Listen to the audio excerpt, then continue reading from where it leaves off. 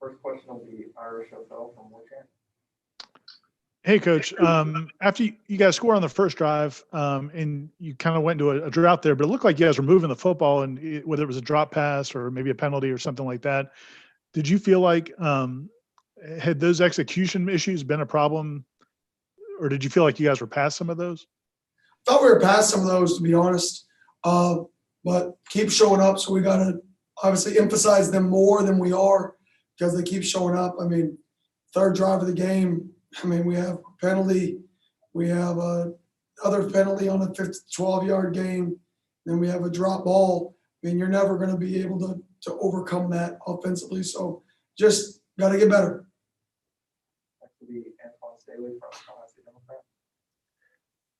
You're doing the first half of the season. Is there anything positive that you can kind of draw on? And also, how do you think the team's running game has played so far this season? Oh, I think there's a ton. I mean, I think anybody who wants to see the improvement, go put on Georgia Tech and then go put on the last 3 games. Just go watch it.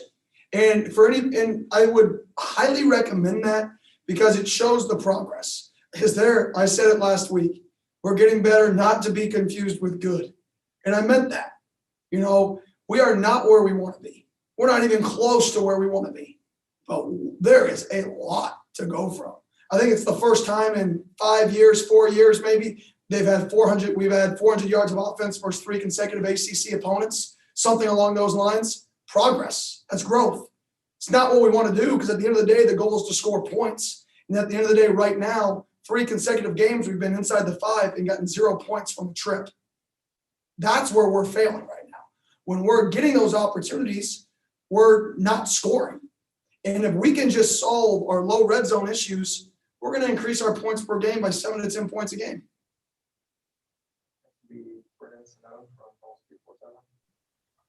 Kenny, with that in mind, you've talked previously about an identity, developing that, building on it. And I know you guys are still a work in progress, but are there things that you see as bread and butter, things that you think you guys do well and can continue to build on in the second half of the season? And if so, what are those? Yeah, I think base down and distances. Right now, we're still struggling when we get behind the sticks. You know, those explosive passes in passing situations. Something we're struggling with. When we're in base down and distances, when we're in third and mediums, third and shorts, I mean, we're solid. When we're in, you know, everybody gets them, but 1st and 10, 2nd and 7, we're really good in base situations. We're not good in force situations, so must-throw situations. Middle of the third quarter, down by a lot, must-throw situations. 3rd and 13, must-throw situations. Those are where we struggle the most. If we could keep ourselves in situations in games where we can be balanced and we can stay within our strengths, I think we can be really successful, and we've shown we can be successful with that. Coach, what are some of the things that Louisville did to take away Jordan's ability to run on some of the options and reads? Honestly, we didn't have many in the game plan for him. You know, obviously he was a little dinged up, so we tried to protect him a little bit. So we didn't have as many of those in the game plan, but they also boxed ends more. They left 2 guys for him most of the game. I mean, most of the game was played with 2 quarterback players, which is extremely unique, especially in the unbalanced plan. You go back and watch the game, and they have 2 players for him on over half the snaps. So that's different. But to be honest, we didn't put together a plan built around his running ability. For that reason is he was a little dinged up, and we wanted to protect him. Hey, Kenny, how did Chuba do in those 2 series he got, and what was the communication, what you guys liked when he came to the sideline? I thought he did a good job seeing things, but obviously the first time out there, he would see something, and maybe there's a protection where he knows it, and he's just like, oh, crap. What call do I make to protect myself again? Because the bullets are live. But like I say it over and over again, the hardest thing for a quarterback is to see things. You know, in terms of knowing what to say, that's going to happen through playing and through reps. but it's really hard to coach seeing the game because you're either out there and you have the peripheral vision to see corner cat or you don't. There's not much you can actually coach in that. And he saw those things. So that was a huge positive for us. Now, I thought he got happy feet a few too many times, scrambled out of the pocket to the right on a double stop concept.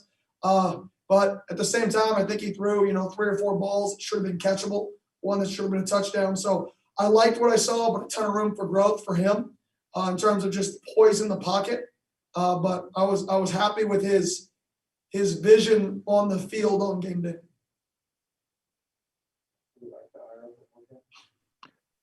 Obviously, the receivers had a lot of drops, but how did Jordan throw the ball? Did you feel like for the most part he threw the ball where it needed to be, or was he off a little bit as well? I thought he had 3 throws, 3 bad throws.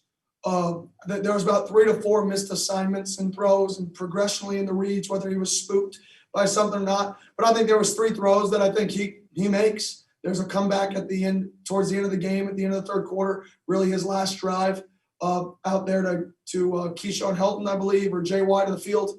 I can't really remember which one it was, but he missed that comeback and he missed 2 other throws throughout the game that I know he wished he had back. But, you watch it. I thought he delivered the ball for the most part pretty well. I thought he threw the ball pretty solid. Like I said, a few of those were more mental mistakes than they were physical throws. They were more mental, but I think there's 3 throws he'd like to have back in that game. Talking about, progress and evaluating at the midseason point, what progress have you seen from the offensive line beginning of the season now? And what role do you think the stability? I think you've had the same starting 5 who played the majority of the last 3 games. Just what has that done in that progress? I think it's great in terms of continuity. The only way you can be a good offense is to adapt when pictures change.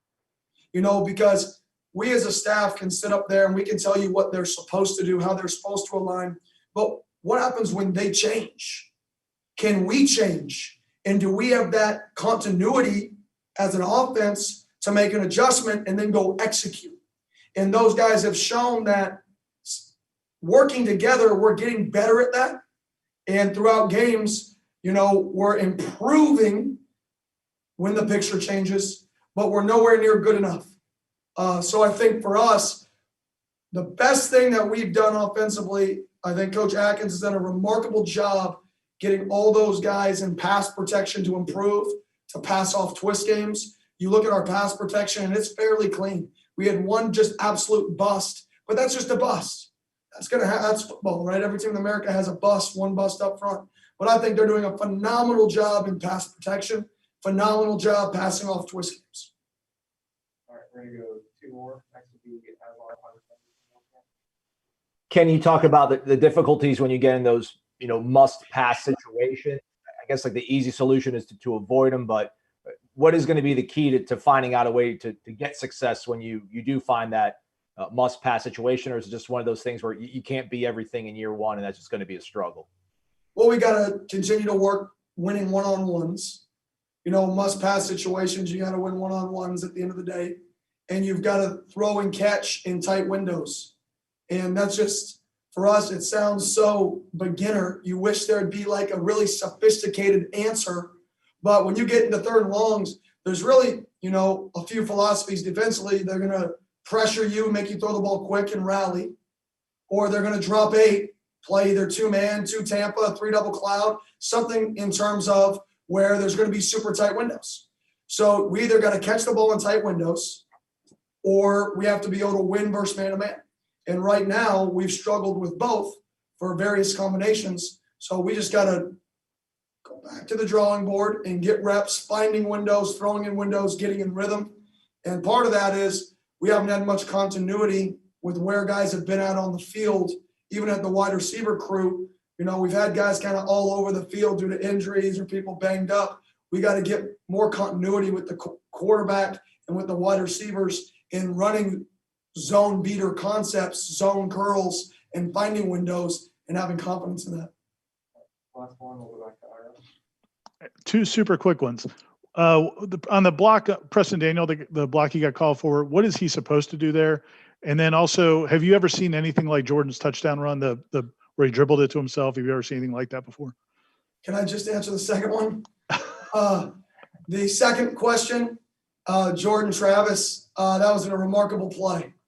I mean, he bounced the ball to himself, made a great play, and he made it hard on himself because if we wouldn't have had a fumble, he would have pulled the ball and ran into the end zone without any effort. He just, wanted to make it a show, I guess. But that's something we're trying to work on. And in regards to the first question, he did everything we asked him to.